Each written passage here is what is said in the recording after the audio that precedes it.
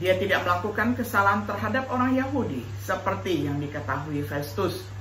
Paulus rela mati jika dia telah melakukan sesuatu yang pantas untuk dihukum mati. Tetapi tidak ada bukti apa-apa dalam dakwaan yang dituduhkan kepadanya. Oleh karena itu Paulus mengajukan banding ke Kaisar.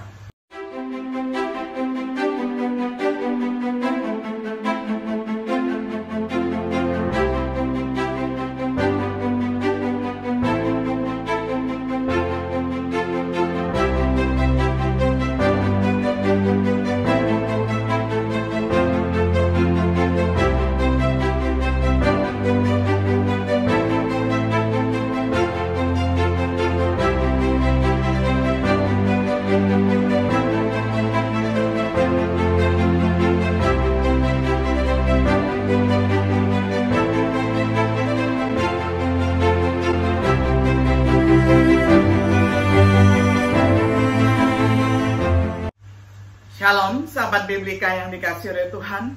Sungguh senang kita dapat berjumpa kembali di dalam acara refleksi sahabat Biblika.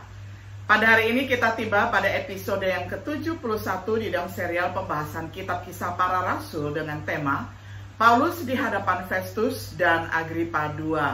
Kita akan membaca firman Tuhan dari Kisah Para Rasul pasal 25, ayat pertama hingga ayat yang ke-27. Saya akan bacakan untuk kita semuanya di dalam terjemahan sederhana Indonesia.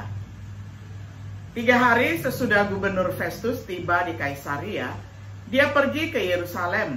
Di sana imam besar dan para pemimpin orang Yahudi datang kepadanya untuk menyampaikan berbagai tuduhan terhadap Paulus. Mereka memohon dengan sangat supaya Paulus dikirim kembali ke Yerusalem. Karena diam-diam mereka sudah berencana untuk membunuhnya dalam perjalanan. Tetapi Festus menjawab, Paulus ditahan di Kaisaria dan saya sendiri akan segera pergi ke sana. Jadi biarlah beberapa orang dari pemimpin kalian ikut dengan saya ke sana.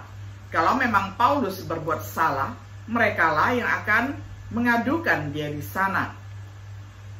Sesudah Festus tinggal di Yerusalem 10 hari, dia kembali ke Kaisaria. Hari berikutnya dia mengadakan sidang pengadilan dan memerintahkan agar Paulus dibawa menghadapnya. Waktu Paulus masuk ke ruangan itu, orang-orang Yahudi yang datang dari Yerusalem berdiri mengelilingi dia. Mereka mengajukan banyak tuduhan berat terhadapnya, tetapi mereka tidak bisa membuktikan bahwa tuduhan itu benar. Kemudian Paulus membela diri dengan berkata, "Saya tidak pernah melanggar hukum Taurat orang Yahudi. Saya juga tidak melakukan kesalahan terhadap rumah Allah, apalagi melawan Raja Romawi." Tetapi karena Festus ingin mengambil hati orang Yahudi, dia bertanya kepada Paulus, "Maukah kamu pergi ke Yerusalem untuk diadili di sana di hadapan saya tentang semua tuduhan ini?" Jawab Paulus, "Saya sekarang berdiri di hadapan pengadilan Raja Romawi, dan disinilah sepantasnya saya diadili. Saya tidak bersalah terhadap umat Yahudi, seperti yang engkau sendiri ketahui. Kalau saya terbukti melakukan kejahatan yang membuat saya pantas dihukum mati, saya rela menerimanya. Tetapi karena apa yang mereka tuduhkan terhadap saya tidak benar, maka tidak seorang pun berhak menyerahkan saya kepada mereka. Saya minta supaya Raja Romawi sendiri yang mengadili perkara saya."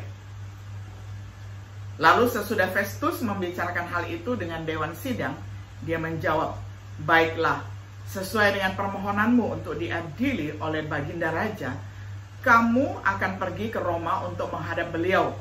Beberapa hari kemudian, Raja Agripa dan adik perempuannya bernama Bernike tiba di Kaisaria untuk mengunjungi Gubernur Festus. Sesudah beberapa hari mereka tinggal di sana, Festus menceritakan tentang persoalan Paulus kepada Agripa. Di sini ada seorang tawanan yang ditinggalkan oleh Felix di dalam penjara. Waktu saya di Yerusalem, para imam kepala dan pemimpin Yahudi menyampaikan bahwa orang ini sudah melakukan banyak kejahatan. Mereka meminta saya supaya dia dihukum mati. Tetapi saya menjawab mereka bahwa menurut hukum Romawi, seorang tertuduh tidak bisa sembarangan dihukum mati. Sebelumnya, dia harus diberi kesempatan untuk membela diri di hadapan para penuduhnya. Jadi, waktu mereka datang ke sini bersama saya saya tidak menunda untuk mengurus masalah ini. Besoknya saya langsung mengadakan sidang pengadilan dan menyuruh supaya tahanan itu dibawa menghadap saya. Tetapi ketika orang-orang yang memusuhinya menyampaikan tuduhan-tuduhan terhadap dia, mereka tidak menunjukkan adanya kesalahan berat yang dia perbuat, seperti yang sudah saya sangka. Masalahnya hanya perbedaan pendapat tentang ajaran agama mereka, dan tentang seseorang yang sudah mati yang bernama Yesus, sebab Paulus bersikeras bahwa orang itu hidup kembali. Saya bingung bagaimana harus menyelidiki masalah ini. Itu sebabnya saya menanyai Paulus apakah dia mau diadili tentang tuduhan-tuduhan itu di Yerusalem. Tetapi Paulus sendiri meminta supaya perkaranya diadili langsung oleh Baginda Raja Romawi. Jadi saya memerintahkan supaya dia tetap ditahan sampai saya mendapat kesempatan untuk mengirimnya kepada raja kita. Lalu jawab Agripa kepada Festus, saya sendiri juga ingin mendengar orang itu berbicara. Kata Festus, kalau begitu saya akan mengatur waktu supaya Tuan mendapat kesempatan untuk mendengarkan dia besok. Keesokan harinya, Agripa bersama Bernike datang dan disambut dengan upacara penghormatan yang meriah. Mereka masuk ke ruang sidang pengadilan bersama-sama dengan para komandan tentara dan orang-orang penting di kota itu. Lalu Festus memberi perintah supaya Paulus dibawa masuk. Kemudian Festus berkata, Raja Agripa dan semua yang berkumpul di sini, kalian lihat orang ini. Semua orang Yahudi, baik yang di Yerusalem maupun yang ada di sini, sudah menuntut saya dengan berteriak-teriak bahwa orang ini tidak boleh dibiarkan hidup. Tetapi waktu saya memeriksa perkaranya, saya tidak menemukan satu kesalahan pun yang membuat dia pantas dihukum mati. Jadi ketika dia minta supaya masalahnya diadili oleh Baginda Raja, saya pun memutuskan untuk mengirim dia ke Roma. Tetapi saya tidak mempunyai pernyataan yang masuk akal untuk bisa ditulis dalam surat keterangan kepada Baginda Raja. Karena itu saya membawa dia menghadap kalian, terutama kepada Tuan Raja Agripa, supaya melalui pemeriksaan ini apa yang harus saya tulis menjadi jelas. Karena menurut pendapat saya, tidak pantas membawa seorang tahanan menghadap Baginda Raja tanpa disertai surat keterangan yang menjelaskan tuntutan terhadapnya. Sampai demikian jauh pembacaan firman Tuhan dari Kisah Para Rasul pasal 25 ayat pertama hingga ayat yang ke-27. Sahabat Biblika yang dikasihi oleh Tuhan, sementara Felix tetap menjadi gubernur, Paulus tetap di Kaisaria meskipun dia menikmati beberapa hak istimewa. Tapi di penjara selama 2 tahun. Akhirnya Felix digantikan oleh Porcius Festus, orang yang mengambil alih jabatan dengan penunjukan Nero pada tahun 60 Masehi. Orang yang memegang jabatan itu sampai kematiannya pada tahun 62 Masehi. Yosefus menggambarkan Festus sebagai gubernur yang bijaksana dan terhormat. Kita melihat sekilas karakter Festus dalam menangani kasus Paulus yang diwarisi dari penundaan kasus dari Felix. Pertama, Paulus di hadapan Festus. Festus menjawab petisi Yahudi. Tidak lama setelah tiba, Festus melakukan perjalanan dari Kaisaria ke Yerusalem. Imam besar dan kepala orang Yahudi memberitahu Festus tentang Paulus. Mereka mengajukan petisi kepadanya untuk membawa Paulus kembali ke Yerusalem. Sementara itu, orang-orang Yahudi merencanakan untuk menyergap dan membunuh Paulus. Festus menjawab bahwa Paulus harus ditahan di Kaisaria. Dia mengundang orang-orang Yahudi yang berwenang di Kaisaria untuk menuduh Paulus di sana. Pembelaan Paulus di hadapan Festus. Setelah 10 hari di Yerusalem, Festus kembali ke Kaisaria. Keesokan harinya dia memerintahkan Paulus dibawa ke hadapan kursi pengadilan. Orang-orang Yahudi dari Yerusalem mengajukan keluhan yang serius tetapi tidak terbukti terhadap Paulus. Paulus menjawab, "Aku tidak melakukan pelanggaran terhadap hukum orang Yahudi atau terhadap bait suci atau terhadap Kaisar." Paulus naik banding kepada Kaisar. Festus bertanya kepada Paulus apakah dia akan pergi ke Yerusalem bersamanya. Festus ingin menyenangkan orang Yahudi. Dia menyarankan agar dia menghakimi Paulus di sana. Paulus keberatan dibawa ke Yerusalem. Dia berdiri di kursi pengadilan Kaisar di mana dia seharusnya diadili. Dia tidak melakukan kesalahan terhadap orang Yahudi seperti yang diketahui Festus. Paulus rela mati jika dia telah melakukan sesuatu yang pantas untuk dihukum mati. Tetapi tidak ada bukti apa-apa dalam dakwaan yang dituduhkan kepadanya. Oleh karena itu Paulus mengajukan banding ke Kaisar. Sebagai warga negara Romawi, ia memiliki hak untuk mengajukan banding atas kasusnya di hadapan Kaisar. Kaisar pada waktu itu adalah Kaisar Nero.